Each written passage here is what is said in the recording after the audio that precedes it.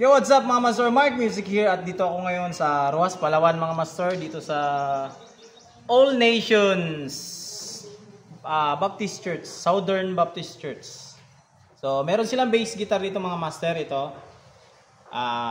Bass guitar from yan, Smiger. So, masakit siya i-play mga master kasi yung action niya is yan yung action niya. Yung 6mm ko na pick, kayang ipasok dito. Yan. Yan. 6mm yung action niya. Ganun kataas. Kaya masakit yung tipahan. Ngayon mga master, gagawin ko nito. I-set up ko to para hindi na masakit sa kamay at playable na siya. Gamit lang natin dito is yung meron tayong Allen key na pang crossroad. Ito may dala-dala akong tools. Ito mga master. So, ayusin natin to. Bago natin to ituwid mga master, kasi yung ano niya, yung braso niya, kitang-kita nyo mga master yan, kitang-kita nyo dyan sa camera, baluktot na siya. Yan. Ngayon, kung hindi natin to iluwagan yung mga strings niya, magkakaroon to na matigas, ikutin natin yung truss rod. May tendency na maano yung thread niya, masira, ma-loose thread siya. So, kailangan natin siyang bawasan ng tension yung string, luwagan natin kasi matigas po ito pag in-adjust natin na yung string niya sa tension. Naka-standard siya tuning. So, kailangan talaga nating luwagan mga master bago natin galawin yung truss rod mga master. Yun, para sa mga nagsasabi diyan na kahit hindi na luwagan yung string, masisira po kasi yung ano niyan, yung truss rod mga master, yung thread ng truss rod mga master masisira. Pag pinilit natin i-adjust na hindi natin luwagan yung strings or yung truss rod mismo, umiikot na siya doon sa loob, hindi na natin ma-adjust, hindi na natin kaya masolba yung mga ganitong problema ng mga gitara. So ito yung gagawin master, unang gagawin, luwagan natin yung strings. Yan. Kahit bawasan mo lang siya ng tension, kitang-kita nyo naman dyan mga master sa camera kung gaano ka curve yung neck ng guitar. Kaya siya yung nagsanhi ng masyadong mataas na action. So babaan natin itong mga master.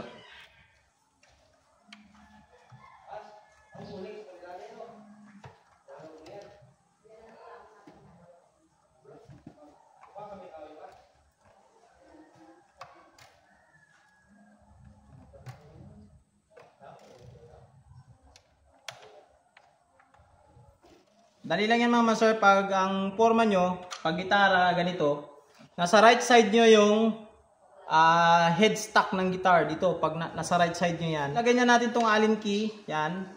Pag kumagat na, itulak lang natin siya paabante mga master. Yan, paabante yung tulak. Dandahan lang. Dito lang yung puwersa, wag bigla. Kunti lang. Yan, ganun lang. Ganyan.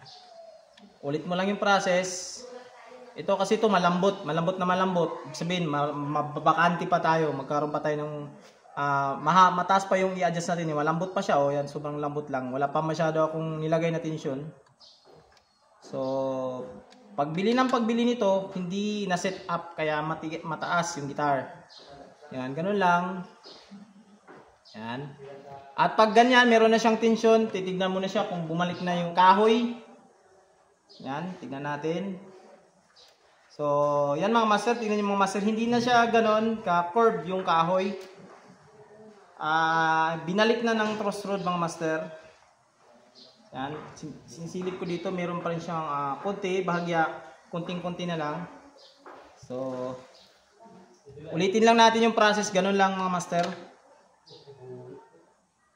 Yan, tensionan mo lang ng konti. Yan.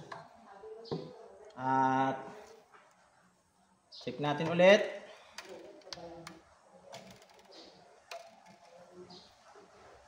Yan, nakikita nyo naman kanina master kung anong diferensya master, di ba? Nakikita nyo. Tingnan nyo ngayon yung kahoy. Tingnan nyo yung kahoy ngayon. Yan. Yan. So, tingnan nyo yung kahoy. Hindi na siya ganun kabaluktot mga master. Just ulit natin mga master. Kunting-kunti. Bago natin itono sa standard. Standard natin ng tuno kung kakayanin ng truss rod ng bakal sa loob. Yan. Adjust lang.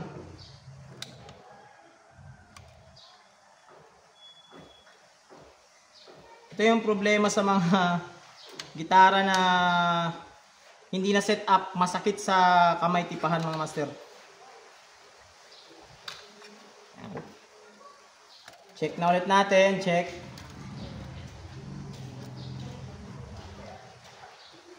So yan, tingnan nyo mga master, yung kaibahan yung mga master sa kanina na set up.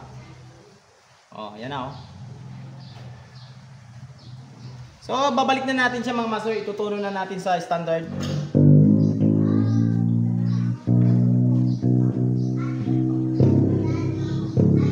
Mataas pa rin ang bahagya yung strings dito mga master, yung action. So hindi na natin gagalawin yung neck. Ang sunod natin galawin is yung gawin. Ngayon, ang gamit naman natin dyan, yung pang-adjust natin dyan is yung Allen key na maliliit. Na yung free mismo, yung pagbili, yan, mayroong ganito. Yan yung ating i-adjust dito mga master. Pag-adjust natin dito, pagbababaan natin siya, i-adjust nito mga master is paglagay natin ng Allen key na maliit dyan, dito sa saddle is counterclockwise mga master. Yan. Counterclockwise. Then, ang ginagawa ko mga master is meron akong 5 piso coin. Ito, 5 piso coin. Nilalagay ko yan dito sa 12 frets ng gitara na tamang-tama lang na mag-tap siya doon sa top ng barya. Sa surface ng barya. Tama-tama lang na mag-tap siya. Yan. Babalik-balikin mo lang yung procedure. Ganun lang gagawin mo. So ito, nag-tap na siya mga master. I-balance ko lang yung saddle niya mga master. Yan. Parang ganito na siya mga master oh. Yan, nag-tap na siya. So, yan. Ang barya, dito na naman natin ilagay sa ibang strings. O, so, dito tayo mag-start sa pinakamalit na strings. So, ganun, mayroon siyang space na konti. So, ganun ulit yung gagawin natin mga master. Yan ito mga master, na-set up na natin yung action ng gitara mga master, ng bass. At yung neck, na-set up na natin yung action. Ang sunod nating gagawin mga master is intonation. Ito yung intonation na ito mga master is, ito yung i-adjust natin, ito. Kailangan lang natin dyan ng screwdriver ito. Ito yung i-adjust natin mga master. Yan. Pag sharp siya mga master is kailangan nating luwagan para aabante itong saddle na to. Pag sharp. Pag flat naman, kailangan natin siyang higpitan para mag-atras. Ganun yan mga master. Pag sharp, abante. Pag flat, atras natin. So, ang gagawin yan para malaman ang intonation mga master is open string muna, then 12. Yan, medyo flat siya ng konti. Kailangan natin siyang atrasan. Kunti lang. Yan.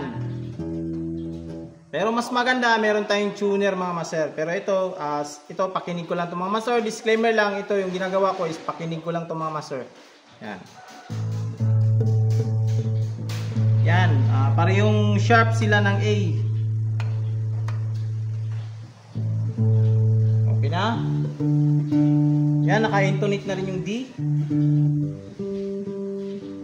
Yun, medyo flat din yung G string. So, higpitan natin ng kunti. Kunti lang. Yan, okay na.